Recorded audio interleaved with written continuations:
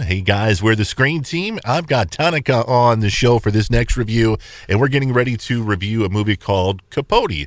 It's a true story. It's a biopic in some sorts, as far as the fact that we focus on a selected period of Truman Capote's career, and we're going to kind of delve into this particular movie and tell our thoughts about what we thought about this movie. First off, Tanika, who the heck is Truman Capote? A lot of people know him from Breakfast at Tiffany's for writing that. Okay, but he was from New Orleans, and he went to New York and L.A. and he wrote different short stories and different things for magazines like Harper Bazaar. But he would use actual people like the socialites.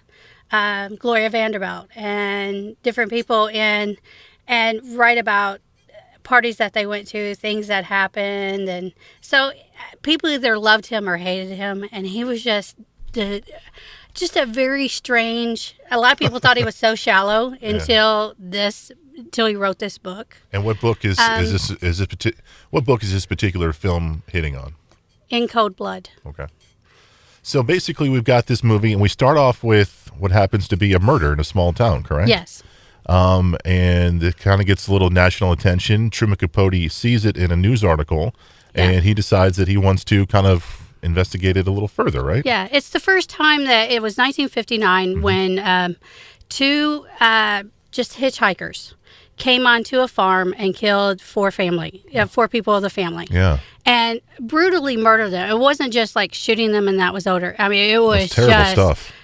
It was very detailed that even in the movie that they didn't put it in color. It had to be in black and white. I mean, and that's something that Truman really wanted anyway. Yeah. But it was just, my mom lived through this and she remembers seeing it and, reading about it and everything. And then she got the book and it totally changed her thinking and totally changed the way that she read. And I think it was an eye-opener because everybody was so innocent back then. And then this happened. And then it took him 6 weeks just to find the guys. And Truman read about it, and he went to actually in Kansas and went to the town and talked to the different people and interviewed them.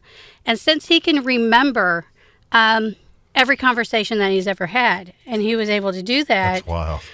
That he never had to write anything down. Everything was in his head about this. And so after interviewing everybody, and then when they brought the guys in, he developed a close friendship with one of them. I mean, it was so close. The guy even kissed him on the cheek before he died, before he was electrocuted. So it was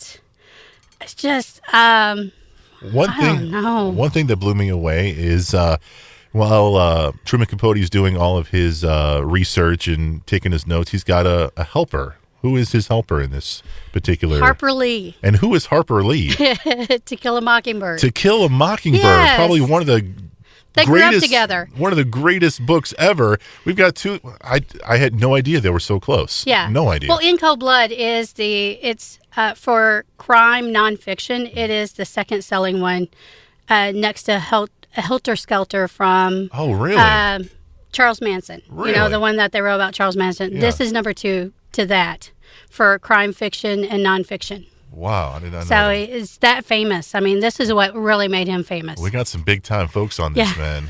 Big time folks.